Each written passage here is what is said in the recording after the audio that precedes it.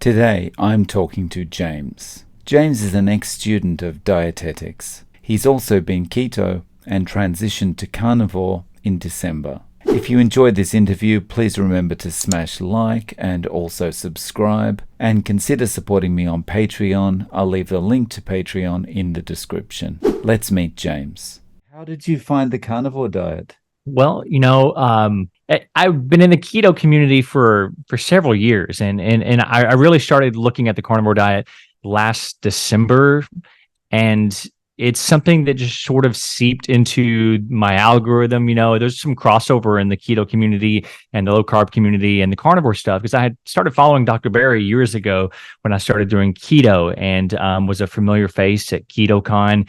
And one of the first books that I got my hands on was Lies My Doctor Told Me by Dr. Berry. And that book was a huge wake-up call for me. At the time, I was studying dietetics, traditional dietetics, to be a dietitian at university. And what that book showed me is that even despite a practitioner's best intentions, many of them are just simply misinformed. And you could say that my journey towards carnivore began from a place of curiosity mixed with skepticism towards traditional dietary norms. I mean, they had me cooking with Crisco in these dietetics programs. They were teaching students to cook with Crisco and make pastries. Like this is the dietetics curriculum. And all of the professors obviously didn't seem like they were excelling at what I would consider just a standard American diet, just from my own observation. So this book by Dr. Berry, it just really opened my eyes to, questioning and paying closer attention to my own health. And then when I saw Dr. Chafee's lecture, I think it was called Plants Are Trying to Kill You. I mean, a light just clicked. And I started it that day, had no intention to, hadn't eaten breakfast that morning. I was on the way to a restaurant with some friends, and I said, I'm just going to eat meat. Just going to eat meat. And I just really internalized that message. And I think that's really important if you're starting any kind of lifestyle change, that you internalize the messages, that are from people that have succeeded, ahead of you. That's when you decided, that's it. I'm going to the restaurant. I'm just eating a steak and that's it. Yeah, December, and we'll get to a couple other things that I've done since then. But I started in December, and it was sort of like how a river just like slowly makes its way through like a mountain. It can just kind of carve its way. The content that I was consuming, like the further you click into that algorithm on YouTube and Twitter, you start getting served more and more carnivore success people and influencers, and you start hearing how people feel and how much better your focus is on when you start eliminating some of these toxic foods and just the standard American diet. So, I mean, I've been bumping into the carnivore diet for years, and it really started shaping my algorithm, and I just decided to try it, myself. Since that time, like, how has the journey been for you? Well, I mean, I would say that the changes that I experienced were subtle yet profound. I mean, I was experienced with keto and low carb, did that strictly for a year, and I always leaned towards that direction, in whatever I'm doing and however I try to eat, because I feel better with lower carb. But I still had issues when I was doing keto. Particularly, I had dry eyes for about 6 months and could never figure out what was going on with it. Went to multiple doctors. They were squeezing my tear ducts, trying to get them to, just produce moisture, and don't have any of those problems on carnivore. That's what's really interesting. And of course, I'm consuming a lot more animal fats than I probably was with keto.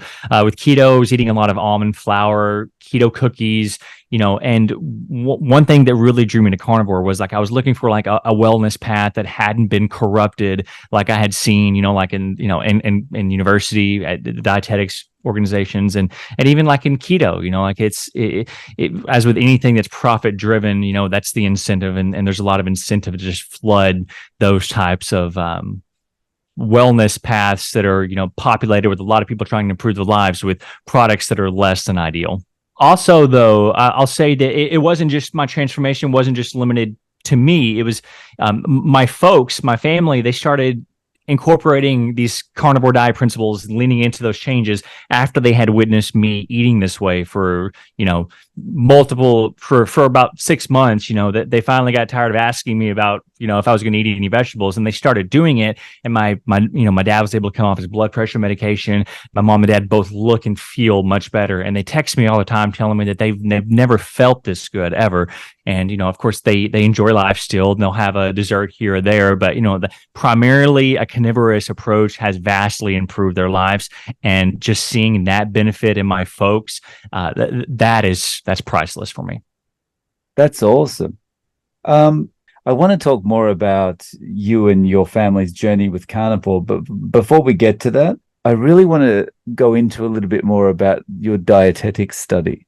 What drew you to that, and what was the thing that really made you feel like, there's something wrong with this? Was it the Crisco? So I got drawn towards nutrition and wellness about 2 years before I actually entered the dietetics program, and it was from a place of wanting to fix all the problems in my life, and namely at the time, my problems. What was causing me the most trauma was my mother's breast cancer, and going through that and going down the rabbit hole on there. Then I start picking up cancer books and nutrition books, and your world just becomes this search for answers. And then you start finding out, well, maybe there's multiple answers and there's multiple schools of thought, and it just becomes like this mad dash to find like what is real, what's going to work, like sifting through the BS that's out there. And at the time, I may have been 25, I'm 33 now. At the time, I had within my reach, I had access to a bunch of nutrition books where I was, and they were all written in the late 1980s. And then that was like all low fat, vegetarian type approaches. And I started internalizing those messages at that time. This was a couple of years before keto. So I'm doing a low fat, like a higher carb approach for myself for almost a year. And my health was terrible. My hormones were awful. The hair was falling out of my legs. And, and that was like the worst health I'd ever been in. But so that's what really inspired me to go looking for answers in nutrition, because the more I started reading in that, the more I started thinking, well, maybe I want to be a dietitian, and then I started working out more and going down. I've tried multiple different nutritional paths and everything. Keto's been the best for like body recomposition, but then carnivore, I really started realizing, well, my focus is so much better. I'm not craving food all the time. My stomach doesn't hurt all the time. That's something that, was just, it seems like such a normal part of your life, trouble digestion. And really it's just all the crap that I was eating before. First question, I guess, is how is your mother doing? You said before she's doing well on carnivore, but the breast cancer wise, she's doing okay? Yeah, the breast cancer stuff was because even within that field, there's multiple modalities and treatments, and things, and I don't think they ever really approached anything nutritional with her, and that is so common with cancer patients. On my podcast, I've interviewed several cancer patients. One was a hostage negotiator. Talk about having a different type of hostage negotiation. You're stuck in the healthcare system, and you're dealing with a cancer, and I asked all of those people, and they had this wonderful story of improving their lives. But at the end, I'd ask them, did they ever talk about nutrition? And they never did. So like, why aren't cancer doctors talking about nutrition with cancer patients? So that just drove me to even want to, find answers further. So that's why I started studying it. But while I was in, to answer more of your last question, while I was in the school, I became so disheartened with what I was seeing, right? Not to judge my professors and everything, but obviously I wouldn't want to aspire patients to their level of health. I mean, they were all overweight and obese, and everyone has their own battle and journey with nutrition. But it's when you're teaching these concepts to students who are then going to go out and touch the lives of all their patients in a clinical setting, the information was bad. It just wasn't good, right? It was all to prop up an industry. And now we've seen the leaked emails last year. I made a video on this. I think Dr. Barry has one too about the emails that were leaked. I think maybe a FOIA request of how the American Dietetics Association, the people who were going to oversee my licensure, they are actually holding stock in processed food companies like Coca-Cola and Nabisco and Nestle. And it's such a dirty game, and they're incentivized. Money changes things. That was one of the biggest lessons that I've learned when I sold my first company. It was that money will change things with people. Even the best intentions are corrupted when you start talking about profit and the pursuit of profit and duty, the fiduciary obligation to shareholders, and how all of that and lines up with the misaligned interests of people. You mentioned your podcast. Do you want to talk a little bit more about your podcast and maybe also about some of the more interesting guests that you've had on there?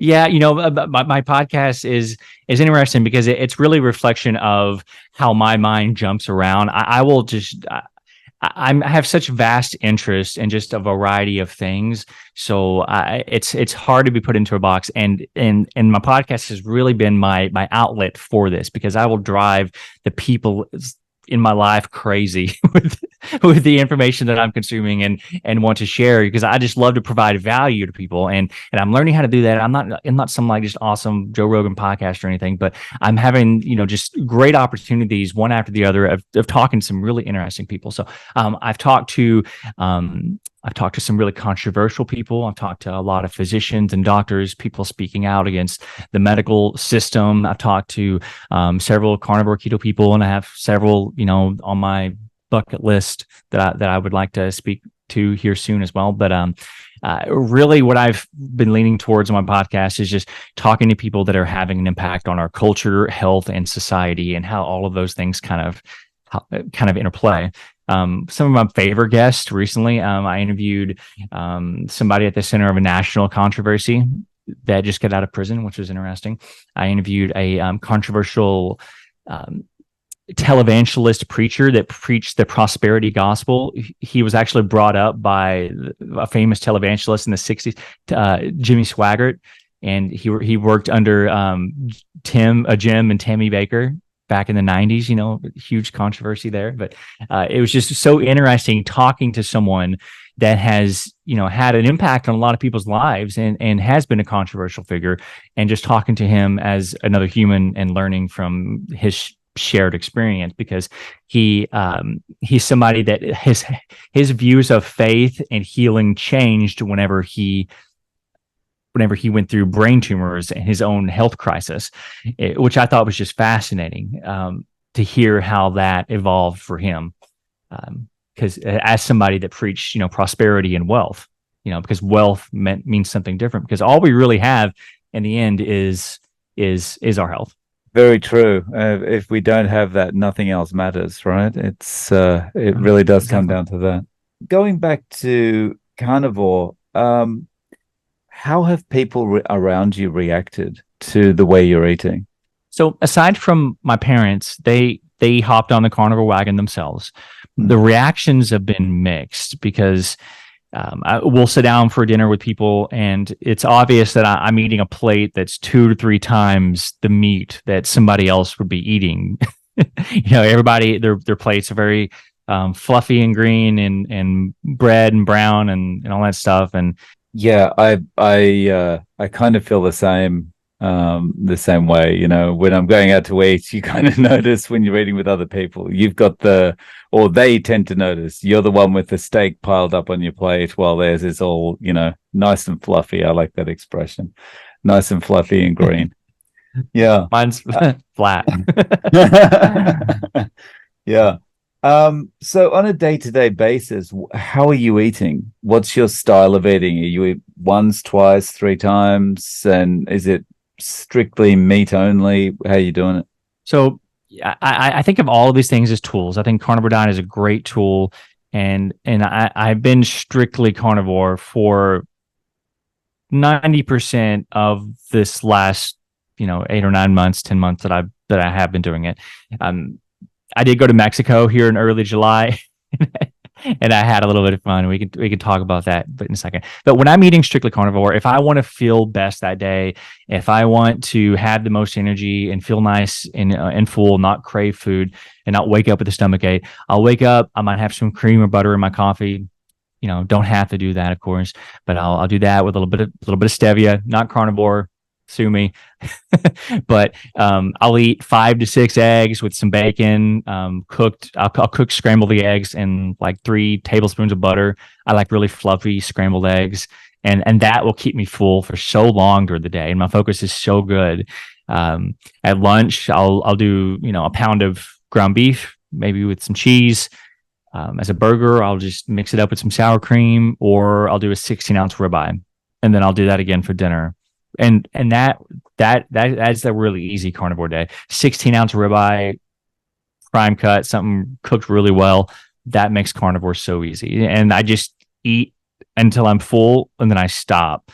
And I think that's ultimately exemplifies just how simple carnivore can be. Once you get some of the learning curve behind proper electrolytes, salting. I salt lots of things, and I do drink some electrolytes and feel better when I do that.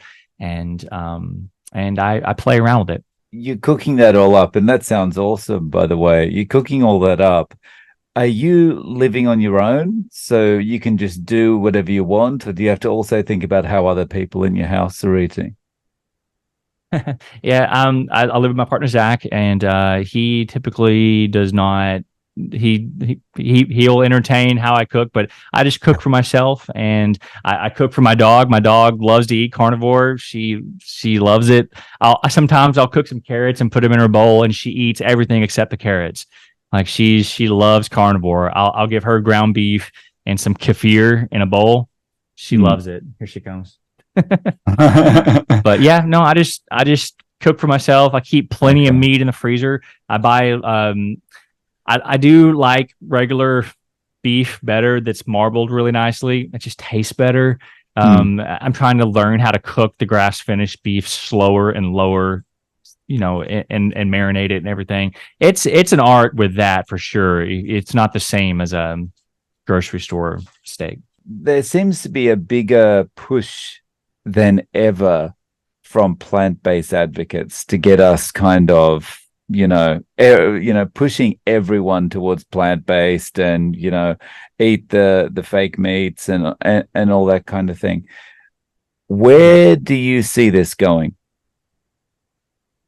Well, our food supply is facing threats, and that has been a focus of my podcast as of recent. I've got an interview I'm releasing soon with Tom Renz, who's an attorney that's been suing and introducing legislation in states to talk about mRNA vaccinations in cattle.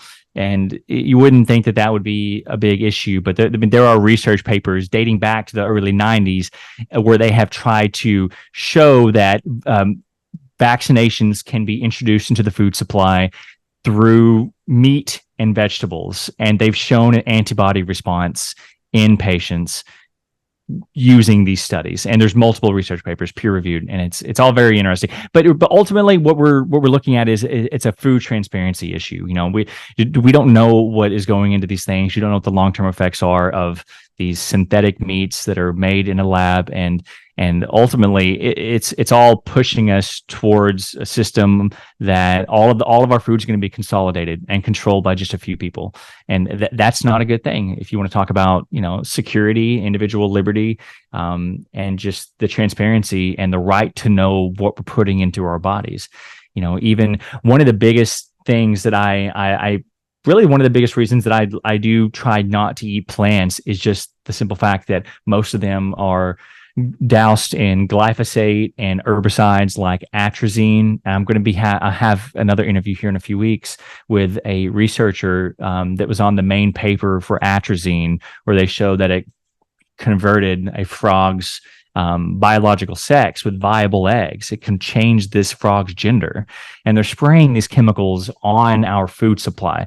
Now, this isn't, to make any kind of political statement or anything like that. I think that we all should be concerned about the chemicals that are going on our food supply. Just last year, the FDA approved more than 2,000 chemicals to be applied into our food supply. And it's and they say they're just small amounts, right? So like, but they, whenever they try to debunk these claims that glyphosate or atrazine may be causing issues in people worldwide, they neglect the fact that these things can bioaccumulate in the body, right? And then that happens over time, and nobody's asking these questions. I think that it should be. I think that it should be the biggest issue with the food supply that we should be paying attention to. We need to know who our farmers are. Here in the United States, we don't even have to label our food anymore.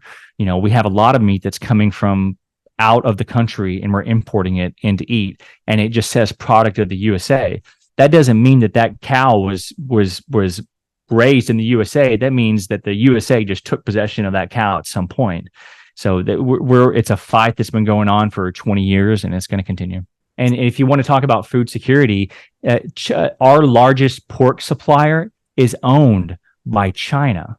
So we have a foreign adversary that owns the largest pork processing center in the United States, Smithfield Foods. Now, that just that in itself, our food supply is under attack. And, Bill Gates is one of the largest purchasers of farmland in the United States. And it's concerning to me, and I don't think that true optimum human health is going to be found in something that we unzip from a bag from Bill Gates. I don't think that the interests are aligned in our favor there. Yeah, I mean, the guy that could never make a stable version of Windows, I really don't trust him with the food supply. Well, it goes back to it didn't like so just for kind of do a parallel metaphor here, John McAfee, I think that there were rumors that back in the 90s, like the McAfee, they created viruses and released them, and then they sold antivirus software.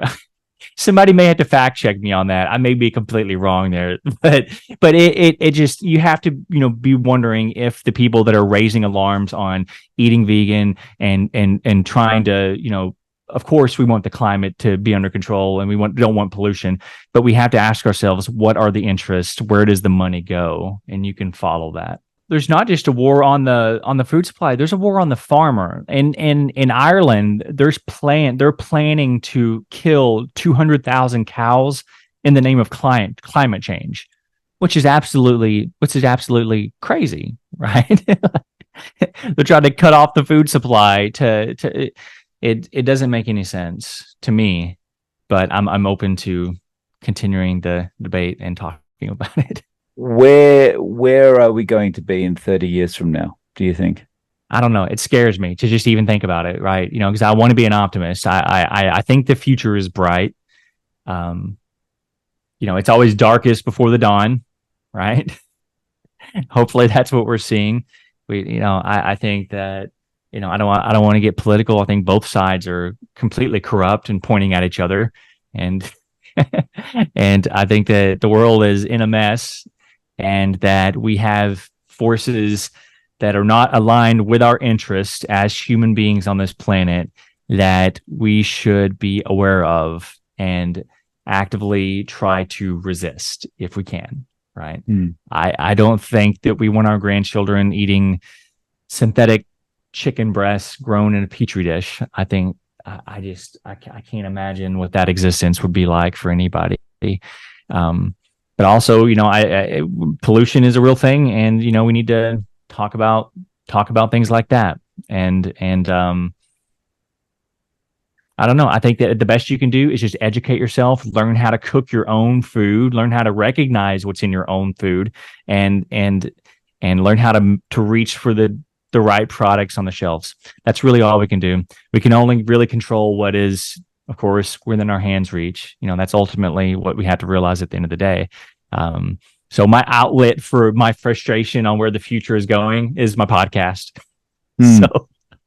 So I can post my frustrations and explore those there, and then let the people in my life try to have some peace. Yeah. It's almost like I remember reading a book about, the spheres of control. and there's like your sphere of control, and you don't there's only a few things that you actually 100% control. Then there's your sphere of influence, and then there's your sphere of concern. And the sphere of concern is, of course, all the things that you're worried about, but you can't control in any way. You can't influence at all. And it sounds like what you're saying is really, um, you have to just kind of, do what you can for yourself. But that's kind of in your sphere of influence, right? Because you're kind of, by controlling what you can for yourself, you're also leading by example. And Yeah. and so Yeah. that's, you're kind of focused in on that middle part, the sphere of influence, which is really the biggest part that you've got any control over, right? Of course, the middle path. I went through a couple of years where I studied Buddhism closely, and I mean, 2 years of just reading dozens and dozens of Buddhist books. Eight Steps to Happiness by Bhante G. Are you in Japan right now? I am, yes. Yeah. Do you study Buddhism at all? No, no, I don't. Oh, I thought maybe you would say, that when you say the middle path, that's a very Uh, the middle way. That's a Buddhist kind of that's from line of thought. communication training that I've done. Yeah. Gotcha. Gotcha. Yeah. So can you talk more about like some of the things that study has helped you with?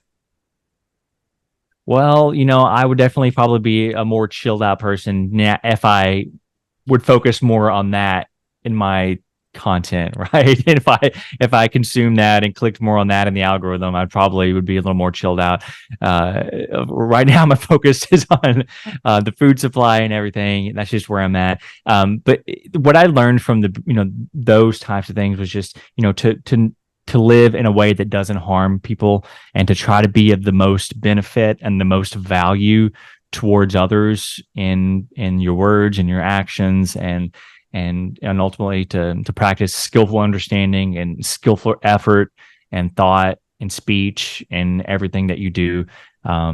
It's a useful framework. I've studied several different religions, and the Buddhists, they do tend to lean towards non-harming, and that also leads to like a vegan or a vegetarian diet. Some Buddhists or Jainists go even so far as to sweep the ground in front of them with every step, so they don't step on any small creatures when they walk.